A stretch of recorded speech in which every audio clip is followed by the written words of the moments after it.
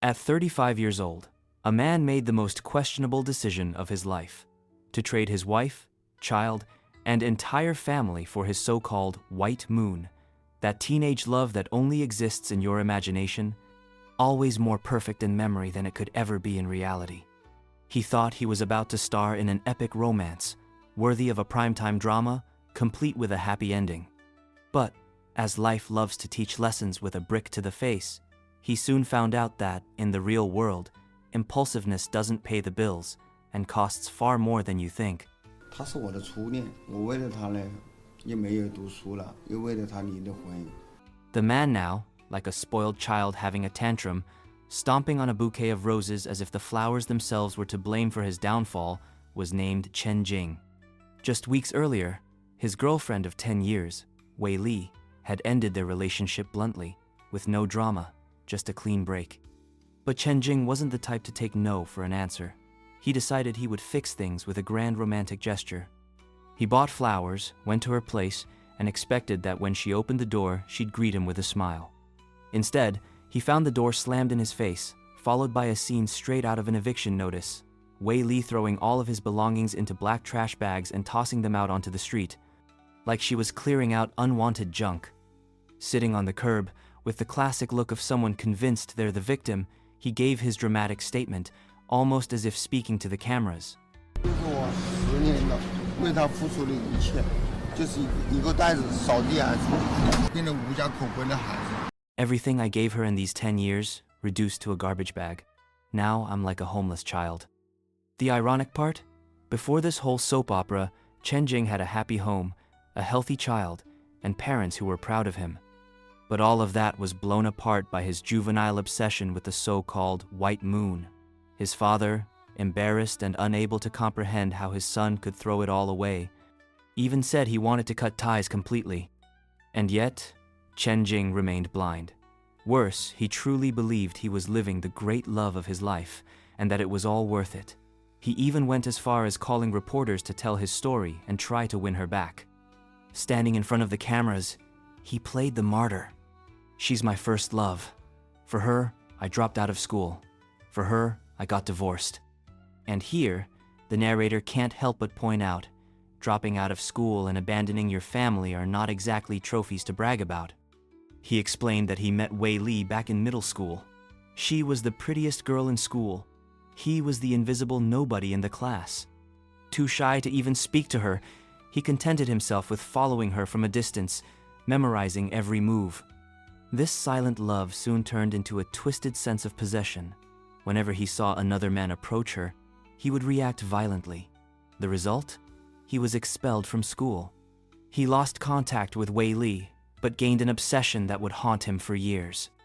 Years later, at a class reunion, there she was. Except now, both were married. But in Chen Jing's mind, this was fate giving him a second chance. Without hesitation, he asked his wife for a divorce, convinced that if he let this slip away, he'd regret it forever. After much persistence, he got her contact information. From polite conversations, things turned ambiguous, and under his constant pressure, Wei Li divorced too.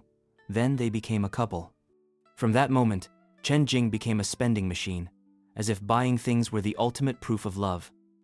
I bought her 10,000 yuan clothes, 10,000 yuan rings, 8,000 yuan shoes. I never hesitated. Even without money, I borrowed just to give to her. But the grand gesture was another.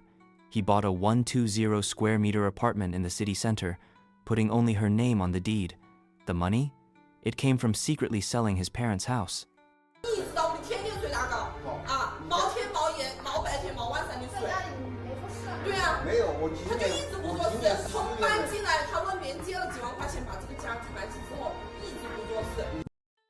The result? A complete break with his family. And even after all that, Wei Li never agreed to marry him. For 10 years he asked, and for 10 years she refused. Arguments became routine. 2 months before the rose-stomping scene, she ended things for good. One of the reasons, a debt of 180,000 from her online business. He offered to pay, but only on the condition that she marry him. She got angry and ended it. In one last attempt, Chen Jing showed up with a bouquet of blue roses and got down on one knee. Her answer was ice cold. You've already taken the money and signed the agreement. There's no going back. That agreement, signed at the police station, stated that Wei Li would pay him 400,000 yuan to end the relationship, but he insisted the amount didn't cover what he had spent in 10 years. It was then that she laid out the truth.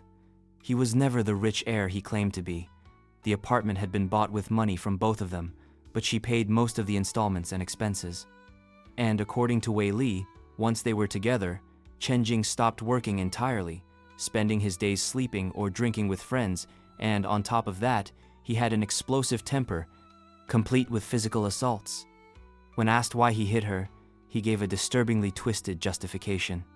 She always speaks aggressively, kicks me out, and even points a knife at me. You think I'm not going to react?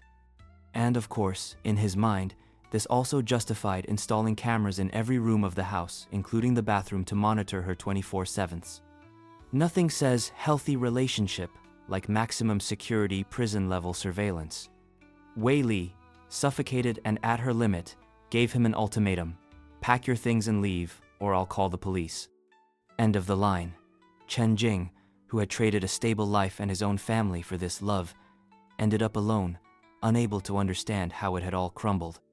Healthy relationships are built on respect and balance. Control and jealousy don't strengthen bonds, they destroy them. But some people insist on learning this the hard way, when they've already lost everything: love, family, and dignity.